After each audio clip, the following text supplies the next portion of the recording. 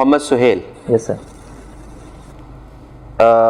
Muhammad Suhail, could you please introduce yourself? You have already mentioned my name.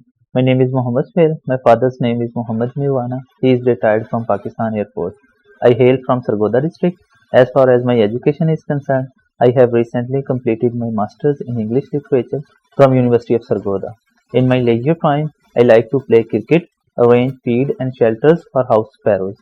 I want to join this force because it is a frontline force and it serves at grassroots level. By joining this force, I can get an opportunity to serve the humanity. You have mentioned that you want to serve humanity. Yes, sir. Suhail, how can you serve humanity by joining police force?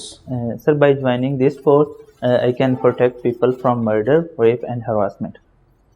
Harassment. I mean, if I ask you, is harassment only related to women? No, sir, both genders can face this problem. No.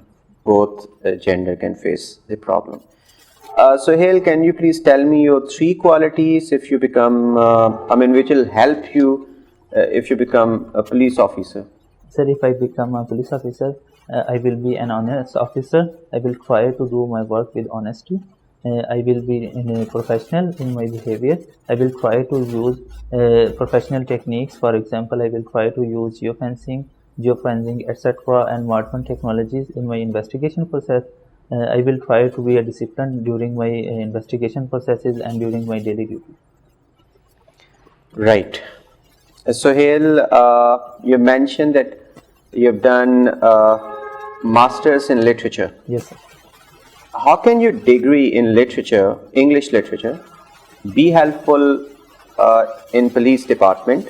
Well, sir, the basic definition of English literature is that it is a reflection of society or a mirror of a society.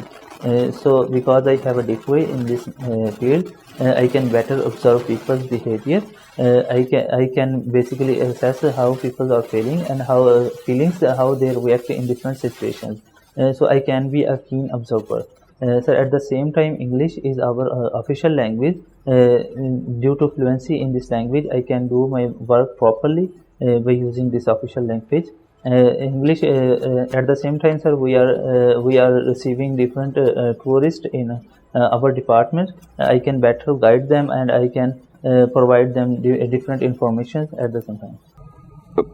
Your favorite writer? Well, sir, my favorite writer is John Donne. John Donne. Can you recollect some lines from John Donne's poetry? Sir, my favorite line is he uses it for his wife. If they be two, they are two as strict twin compasses are two. He compares his wife with a compass. He compares basically his couple with compass. He says that his wife is a fixed foot. Whenever he goes abroad, his wife stays firm and honest with him. He revolves around the world. He visits different places, but his wife is sincere to him. At the end, they are rejoined and they stay happy. So it is a very beautiful conceit which I like about it. So the conceit about the couples yes, sir, being represented by the two sides of compass. Yes, sir. Right? So he is a famous due to his different conceits. Okay. آپ economy کے متعلق کچھ آج کل کافی well aware ہوں گے, آج کل کرنٹ ہاٹ ٹاپک ہے, تو what are the ills of economy which Pakistan is currently facing?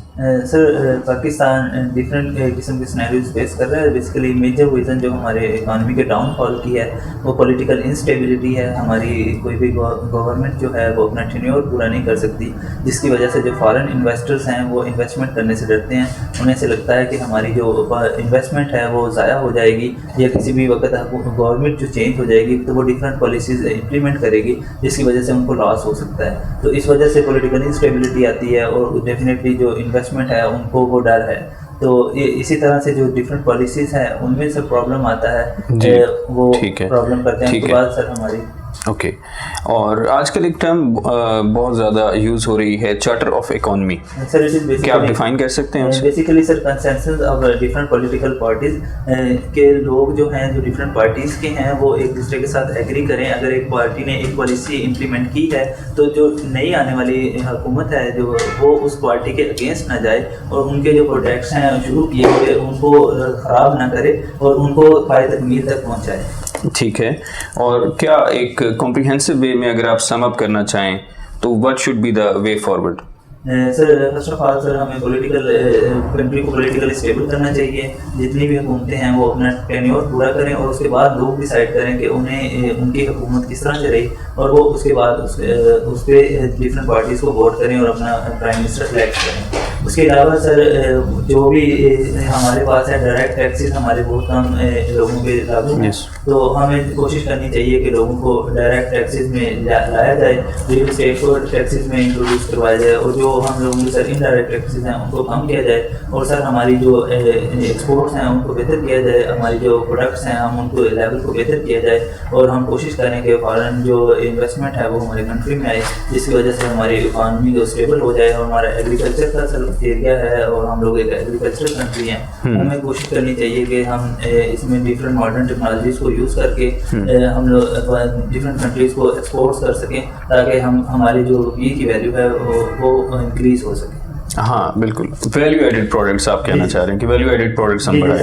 Because ہم at the same time for example اگر کوئی چیز بنا رہے ہیں اور اس کی ایز سچ کوئی ویلیو نہیں ہے, لیکن دوسرے کنٹری فار ایگزامپل ایک لیپ ٹاپ کی ایک چپ بناتے ہیں, وہ ہم ایک پورا ٹرک بنا کے بھیج رہے ہیں اور وہ ایک چپ ہماری اس کے ایکول ہے, تو ہم اس طرح کی کوئی پروڈکشن کریں جو ہماری ورتھ دے سکے اس کو. بالکل بالکل. اچھا, ابھی آج کل ملک میں فضا بہت زیادہ ٹینس ہے, پولرائز پالیٹکس کی ایک ٹرم یوز ہو رہی ہے زیادہ تر. یہ پولرائز پالیٹکس آپ کے لیے کیسے ڈینجرس ہے اوور آل, آپ کی پبلک کے لیے یا آپ کے پولیٹیکل سینیریو کے لیے؟ اوور آل یہ اس کا نقصان یہ ہے کہ یہ کنٹری کی ہارمونی کو ڈسٹرب کر سکتی ہے. پولیٹیکل جو ہے پولرائزیشن کی وجہ سے ہیٹ اسپیچز ہیں, ڈفرینٹ قسم کے لوگ ایک دوسرے کو برا کہہ رہے ہیں. اس کے نقصان میں کیا ہو رہا ہے کہ وہ اوپر سے نیچے تک منتقل ہو رہا ہے کہ فار ایگزامپل لیڈرز ایک دوسرے کو برا کہہ رہے ہیں, تو نیچے لیول پہ جو لوگ ہیں وہ تو سم ٹائم اس کو نہیں سمجھ پا رہے کہ یہ پالیٹکس ہے اور ان کا یہ بیسیکلی وے ہے ایک دوسرے کو کریٹیسائز کرنے کا. لوگ پھر وہ اس کو لمٹس کو سم ٹائمز کراس کر جاتے ہیں. ایون وہ سم ٹائمز ایسے کیسز بھی رپورٹ ہوئے کہ ایک دوسرے کو انہوں نے مرڈر کر دیا ڈفرینٹ پارٹی کو. Difference of opinion basically different, جب یہ پولرائزیشن ہوگی تو ڈفرینس آف اوپینین کی سر ویلیو کم ہو جائے گی. تو ڈفرینس آف اوپینین بیسیکلی یہ جو کائنات کا حسن ہی ڈفرینس آف اوپینین کی بیس پہ ہے کہ ڈفرینٹ چیزیں ایک ساتھ کس طرح سے کو ایگزسٹ کس طرح کر سکتی ہیں. Good good. ابھی اسی سینیریو کو آپ امپلیمنٹ کریں ذرا.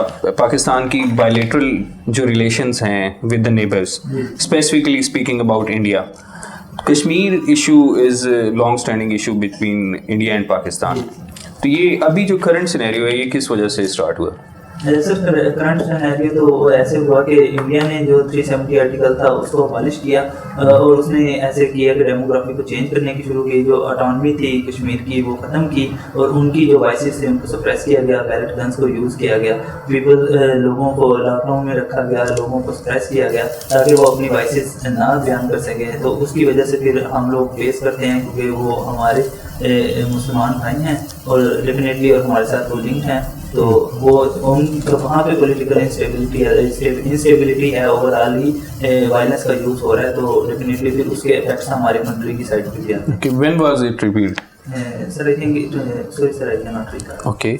اینڈ آپ کیا وے فارورڈ کیا سجیسٹ کرتے ہیں, آپشنز کیا ہیں پاکستان کے پاس؟ سر میرے خیال سے یہ ویسے تو بائیلیٹرل ہم نے اس کو چینج کیا تھا 1985 سر فال آف رکھا کے بعد اس کو چینج کیا تھا. ہم لوگوں نے ڈیسائڈ کیا تھا کہ یہ بائیلیٹرل ایشوز آ جائیں گے, تو لیکن اس کو اگر ہم لوگ بائیلیٹرل وے میں ڈسکس کر کے اس کو سارٹ آؤٹ کر سکتے ہیں دونوں کنٹریز تو یہ بیٹر ہے. لیکن اگر نہیں کر سکتے تو پھر ہم انٹرنیشنل آرگنائزیشن کو بھی یوز کر سکتے ہیں اس کو, لائک سر یو این او کو یوز کر سکتے ہیں. ہم آرگنائزیشن جو بھی ہیں پیس کیپنگ جو مشنز ہیں ان کو یوز کر کے, یو این او نے تو سر اس کے اوپر ڈفرینٹ ریزولوشنز بھی پیش کی ہیں, تو اس کو یوز کر کے سر ہم اس کو بیٹر کر سکتے ہیں اور ایشو کو سارٹ آؤٹ کر سکتے ہیں. کیونکہ اگر یہ ایشو سارٹ آؤٹ ہو جاتا ہے تو ڈیفینیٹلی بہت کیپیسٹی ہے, تو سارک وغیرہ آٹومیٹکلی فنکشنل ہو جائے گا اور ہماری ٹریڈ ایشیا کے ہم لوگ ایشیا میں بہت اچھے طریقے سے کر سکتے ہیں جس طرح کے European countries. Okay. What is police order?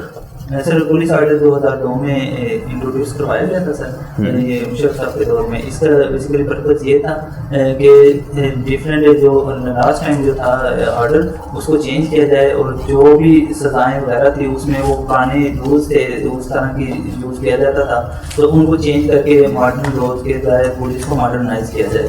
اس میں سر انہوں نے تو آپ کیا سمجھتے ہیں کچھ بہتری آئی ہے اس کے بعد؟ سر ڈیفینیٹلی اس میں بہتری آئی ہے. تو اس سے یہ ہوا ہے کہ پولیس کا جو پہلے رول تھا وہ یہ تھا سپریس کرنے کا, وہ ایز اے فورس یوز کرتے تھے برٹشرز کو, تو وہ سپریس کرتے تھے پاور کو. جیسے ثانیہ جدہ ہمارا اس طرح کے انسیڈنٹ بہت سارے ہم نے فیس کیے ہیں. تو اس میں یہ ہے کہ انہوں نے پھر ایسے کیا کہ پولیس کو فرینڈلی انوائرمنٹ کریٹ کیا, کمیونٹی پولیسنگ کا انٹروڈکشن کروایا گیا. یہ کنسیپٹ ہے بیسیکلی بروکن ونڈو کا. یہ اگر کوئی فار ایگزامپل کرائم ہوتا ہے تو لوگ اس پولیس کو اپنا دوست سمجھتے ہیں, اس کو رپورٹ کریں, اور اس طرح سے پولیس کو انہوں نے بہتر کرنے کی کوشش کی گئی. اور اس میں پاورز دی گئی ہیں, اٹانومی دی گئی ہے, ٹرانسفر وغیرہ کی, پولیٹیکل انٹرونشن کم کرنے کی کوشش. یس, آپ نے ایم اے انگلش لٹریچر کیا ہوا ہے, تو آپ یہ بتا سکتے ہیں یہ جو فیئر ویل ٹو آرمز ہے اس کے آتھر کون ہیں؟ سر یہ ارنسٹ ہیمنگوے نے لکھا ہے. ارنسٹ ہیمنگوے نے لکھا ہے. اچھا, تو بکس پڑھنے کا شوق ہے آپ کو؟ جی سر. تو یہ ان دی لائن آف فائر کس نے لکھی ہے؟ جنرل پرویز مشرف صاحب. جنرل پرویز مشرف نے لکھی ہے. اچھا, تو کس ٹائپ کی بکس پڑھتے ہیں آپ؟ سر ڈفرینٹ ٹائپس کی, وہ انسان کے موڈ پر ڈپینڈ کرتا ہے کہ انسان اس وقت اور کیا پڑھنا چاہ رہا ہے, ریکوائرمنٹس کیا ہیں اس وقت. سم ٹائمز آپ کی ریکوائرمنٹس ہوتی ہیں سلیبس کی, اور سم ٹائمز ویسے آپ کا ٹیسٹ میٹر کرتا ہے کہ آپ اس وقت کیا پڑھنا چاہتے ہیں. میں مکس بیسیکلی کرتا ہوں. تو اب تک آپ بتا سکتے ہیں کہ راؤنڈ اباؤٹ کتنی بکس پڑھ چکے ہوں گے؟ سر 100+ تو میں نے پڑھی. 100+.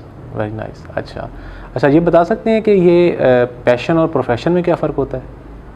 سر پیشن بیسیکلی ایک ایموشن ہے, جذبہ ہے, اور پروفیشن بیسیکلی آپ کی پروفیشنل ریکوائرمنٹ ہے, آپ کسی بھی جگہ پہ کرتے ہیں.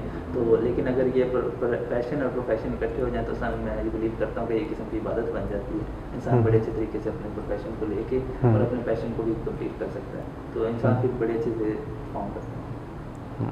اچھا, آپ کی ویکنیسز اور اسٹرینتھ کیا ہیں؟ کوئی 2-4 گنوا دیں. میری اسٹرینتھس یہ ہیں کہ میں کام ہوں, کول رہتا ہوں, تو اس کے بعد سر میں یقین ہوں سب ہوں.